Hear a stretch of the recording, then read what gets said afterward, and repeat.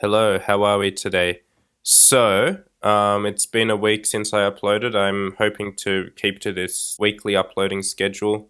Today, we're going to talk about where I'm at with 200 hours of comprehensible input in Korean. If you don't know what comprehensible input is, just check my previous video. I explain it all there. So without further ado, let's get into the video.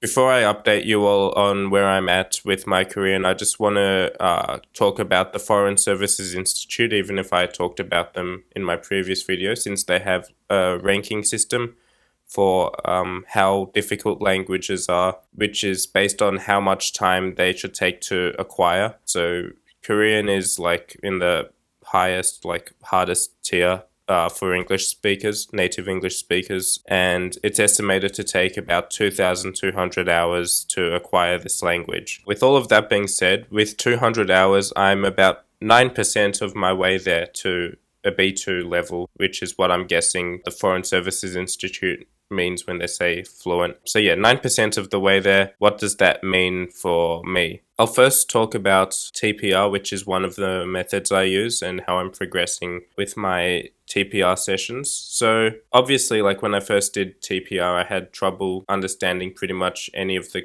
commands, except for based on the visual cues I was given. But in terms of like the actual vocabulary itself, I really didn't really know anything. If you don't know what TPR is, by the way, again, I talked about it before, but basically it's just a native speaker giving you commands in the language and acting them out with you. And then like eventually they stop acting them out with you and you just do them yourself. And the idea is that you just add more and more commands each session.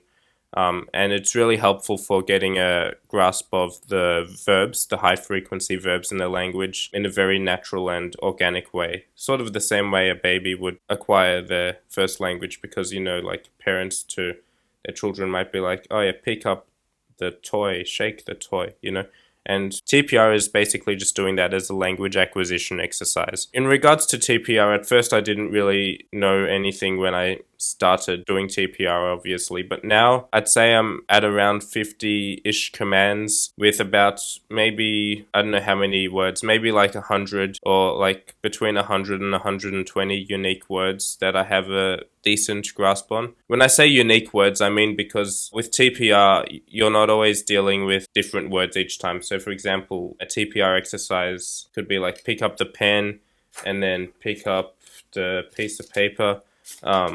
So like the words pick and up, they're sort of like repeating a lot, if that makes sense. So the point is like applying the same verbs to different objects and then applying different verbs to the same objects. So there's a lot of repetition in TPR, which is why like even if I know like 50 commands, I'm guessing that would amount to about like just over 100 unique words, maybe. I don't really know the exact statistics because I haven't kept track of it, because the only thing I'm really keeping proper track of is my hours at the moment. But yeah, that's where I am at with TPR, which I think that's like a pretty good place to be in for 200 hours. So yeah, I'm just going to keep doing TPR since it's seeming to give me good results. So yeah, on to the next thing. The next thing I'd like to talk about is crosstalk. So the idea with crosstalk is each person talks their native language. I talk English, the other person or my italki tutor talks Korean. And at my stage in language acquisition, since I'm still like at a pretty low level of comprehension, we primarily do pictures. So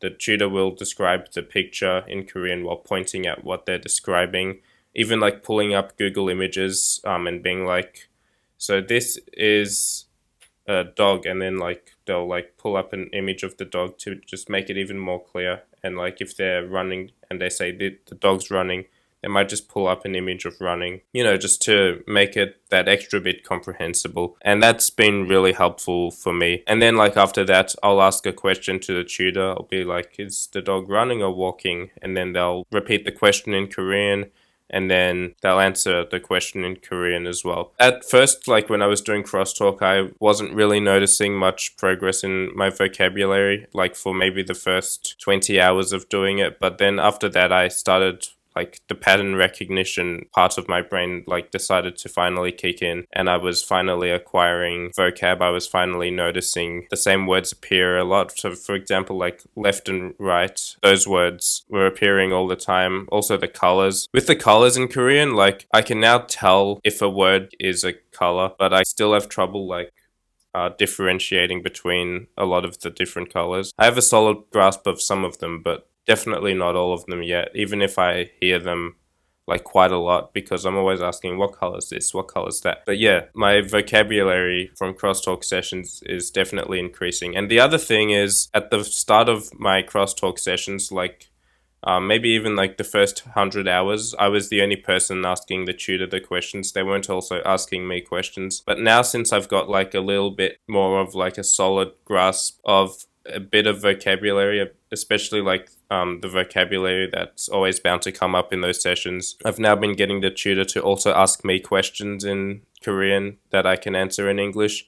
And of course, I still need to, most of the time, make the question comprehensible by pulling up Google Images or just like aggressively shaking their mouse at certain things. Even if that's the case, I still am happy with myself that I can now not be completely clueless when they decide to ask me a question in Korean as well. And there are actually like a few questions like, what color is this? Or like, is this turned on or off? Sort of simple questions like that when the tutor says it. Since I've heard the question a lot, I can just be like, that means that. And then I can go straight to answering the question without having to worry about the tutor making the question more comprehensible for me, which I think is really showing how I'm progressing, which I'm proud of, to be honest. Obviously, I've got a long way to go, but yeah, in terms of crosstalk, I think I'm definitely progressing in that realm as well. In terms of dramas and YouTube videos, those are still like very low comprehensibility for me, but that's okay because I can rely on visual cues most of the time. But that being said, whenever like there's a word that comes up in the TPR sessions or the crosstalk sessions, I'm like, that one, yes. And also like there are like quite a few words that because let me backtrack. So usually like with dramas, I'll watch the show with English subtitles first, which doesn't really do a lot for like my Korean ability. It just helps me know the plot of the show, and then I watch it again with no English subtitles or with Korean subtitles, even if I can't really read in Korean yet. So there are some words like that I just remember from when I had the English subtitles on. I'll just be like, oh yeah, I remember that. Wait, that word means really. Also like that one Korean swear word that always comes up in dramas. You know the one I'm talking about. Like I've got a very solid grasp of that word now. Thank you, Josh. But yeah, I'm noticing like my comprehension level like very, very like gradually getting higher. It's extremely gradual, but I am noticing it now. And I would say, yeah, for the first 120 hours, maybe, 100 to 120 hours, I wasn't really noticing my comprehension level increasing. And I was sort of doubtful that watching dramas was a good form of comprehensible input because of how low level comprehension it was for me, but I am noticing it now very gradually picking up, so that's good. You just like sort of need to stick with low comprehensibility forms of media to see results from it, because like they won't really click in your brain at first. Your brain, like, I think it needs a while to like get used to the new patterns and like sort of activate the pattern recognition device. Doing TPR and crosstalk has been sort of a great complement to watching dramas and YouTube videos, because the vocabulary that I very explicitly acquire from doing crosstalk or TPR, just like whenever I hear them in the dramas or the YouTube videos, I'll just be like, yeah, that one. In my opinion, I think it's good to mix very explicit forms of comprehensibility, so like crosstalk or TPR, or also like YouTube videos, comprehensible input YouTube videos. So like if you search up like comprehensible input Korean, there are a lot of channels that basically do the same thing that I do in my crosstalk sessions, but without the question and answer part. They just like describe things that are on their screen that they're screen sharing. So those have been really helpful as well. But yeah, so mixing like really explicit forms of comprehensibility with like lower forms of comprehensibility, so you can experience the language in its most authentic form. I know like dramas aren't like authentic Korean or whatever, like they don't speak like that in real life, but authentic form as in like full-blown Korean, like not designed for learners, just like proper native content, if that makes sense. So I said I was at 200 hours of comprehensible input, but I also count non-comprehensible input, which are just like other forms of input that are not really comprehensible at all. In this category, I also count watching Korean shows with English subtitles, just because like I think it has sort of a similar amount of effectiveness to your language acquisition as like super low comprehensibility forms of input would. So when I say super low comprehensibility, I mean like podcasts mainly, because when you're listening to a podcast in a foreign language and you have almost no level of comprehension, it's going to be really difficult for you to pick up anything at all, because there are no visual cues. And visual cues are like the main thing, in my opinion, that